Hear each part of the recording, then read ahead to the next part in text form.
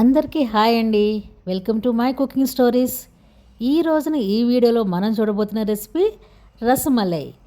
Bengali sweet అయిన ఈ రసమలై అంటే మీలో ఎంతమందికి ఇష్టం అనేది ఒక కామెంట్ రూపంలో కింద తెలియజేయండి.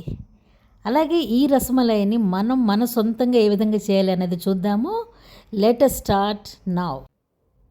ముందుగా 1 లీటరు పాలను బాయిల్ చేసుకుంటూ దానిలోనికి ఒక 7 నుంచి 8 వరకు బాదాము స్లైసెస్ లాగా కట్ చేసుకున్నవి, మరొక 7 నుంచి 8 పిస్తాను ఇందులోనికి యాడ్ చేసుకుంటాము. కొద్దిగా కుంకుమ పువ్వు అన్నది కూడా దీనిలోనికి యాడ్ చేసుకుంటాము. ఇలా పాలు ఒక పొంగు రాగానే ఒక అరకప్పు వరకు షుగర్ని యాడ్ చేసుకుని, షుగర్ ఇందులోనికి పూర్తిగా మెల్ట్ అయ్యేలాగా మిక్స్ చేసుకుని 10 నుంచి 12 నిమిషాల దాకా దీన్ని ఇలా బాయిల్ చేసుకుంటూనే ఉండాలి. ఒక 10-12 నిమిషాల తర్వాత చూస్తే పాలు క్వాంటిటీ కొంచెం తగ్గి థిక్నెస్ పెరుగుతుంది.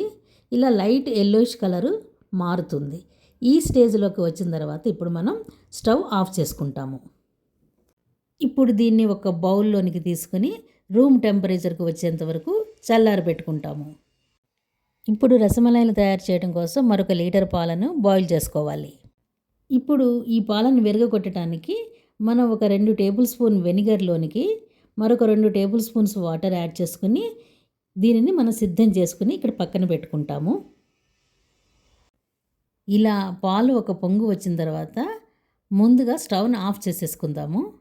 స్టవ్ రన్నింగ్లో ఉన్నప్పుడు కన్నా స్టవ్ని ఆఫ్ చేసిన తర్వాత ఈ వెనిగర్ యాడ్ చేస్తే ఈ పాలు అన్నవి పర్ఫెక్ట్గా విరుగుతాయి. సో స్టవ్ని ఆఫ్ చేసి ఒక 2 మినిట్స్ వెయిట్ చేద్దాము. ఇప్పుడు వెనిగర్ని పాలలోనికి యాడ్ చేసుకుందాము. ఈ వెనిగర్ మొత్తం ఒకేసారిగా కాకుండా కొంచెం కొంచెంగా యాడ్ చేసుకుంటూ ఉంటే మనకి ఇది చాలా బాగా వస్తుంది. ఇలా కొద్ది కొద్దిగా వేసుకుంటూ ఇలా గరిటెతో తిప్పుకుంటూ ఉంటే మీకు చాలా పర్ఫెక్ట్గా వస్తుంది. ఈ పూర్తి వెనిగర్ యాడ్ చేసేసరికి మీకు పాలు పూర్తిగా విరిగిపోయి light yellowish or greenish water లాగా ఇలా కనిపిస్తుంది. ఇలా వచ్చింది అంటే మనకి ఇది కరెక్ట్గా రెడీ అయిపోయినట్టు. ఇప్పుడు దీన్ని స్ట్రైన్ చేసుకోవాలి.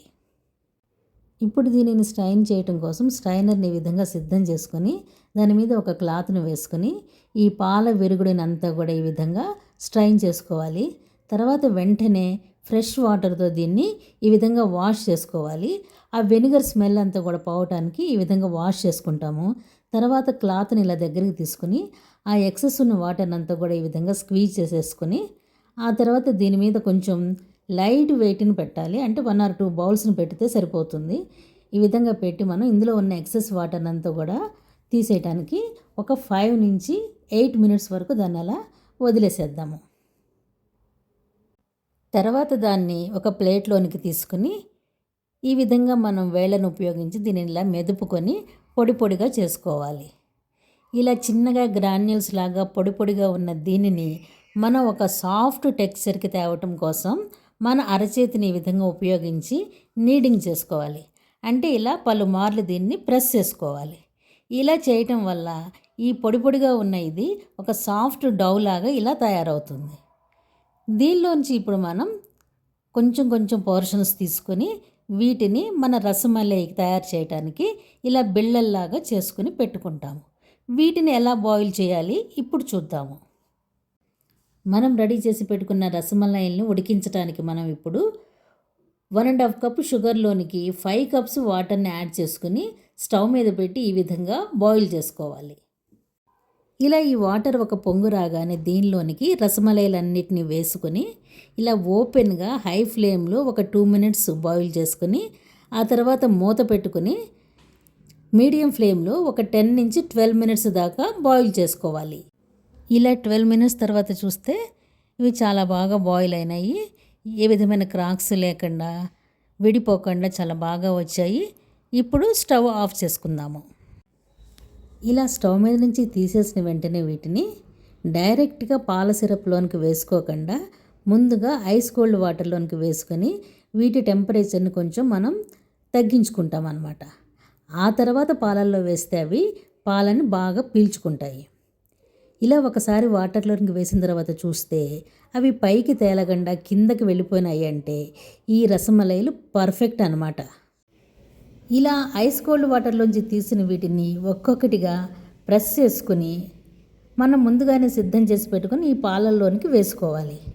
ఈ పాలల్లో వీటిని కనీసం 1.5-2 అవర్స్ వదిలేస్తేనే అవి పాలని బాగా పీల్చుకొని మంచి టేస్ట్ వస్తాయి.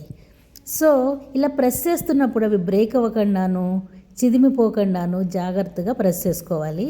అలాగే ఇలా ప్రెస్ చేస్తున్నాం కదా, ఇవన్నీ ఫ్లాట్గా అయిపోతాయి అనుకోవక్కర్లేదు.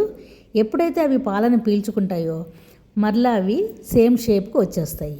సో ఈ విధంగా వీటన్నిటిని కూడా మనం పాలల్లోనికి వేసుకుని కనీసం 1.5-2 అవర్స్ని వీటిని అలా వదిలేసేయాలి. జనరల్గా ఈ రసమలాయ్ చల్లగా ఉంటేనే బాగుంటాయి.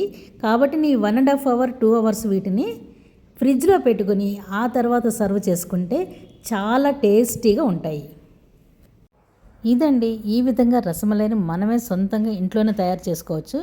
ఇది ఒక బెంగాలీ స్వీటు, షాపుల్లో మాత్రమే దొరుకుతుంది, మనం ఎక్కడ ట్రై చేస్తామని అనుకోకుండా నేను చెప్పినట్లుగా మీరు ఒకసారి ట్రై చేస్తే చాలా చాలా ఈజీగా ఇంట్లోనే చేసేసుకోవచ్చు. మొదటిసారి ఇలా అనిపిస్తుంది, కానీ 1-2 సార్లు చేస్తే ఇంత ఈజీ రెసిపీనా అనిపిస్తుంది. రెగ్యులర్గా చేసుకునే గులాబ్ జాముకి బదులుగా అప్పుడప్పుడు దీన్ని కూడా ట్రై చేయండి. ఎలా ఉంది ఈ రెసిపీ? చూడటానికి చాలా బాగుంది కదా. చూడటానికే కాదు, టేస్ట్ కూడా చాలా అద్భుతంగా ఉంటుంది. మీరు కనుక ఈ ఛానల్ ఇంకా సబ్స్క్రైబ్ చేయకపోతే వెంటనే సబ్స్క్రైబ్ చేసుకోండి. ఈ వీడియోని ఒక లైక్ చేయండి. అలాగే మీకు నచ్చిన వాళ్ళందరికీ కూడా దీన్ని షేర్ చేయండి. Thank you for watching this video. Thank you.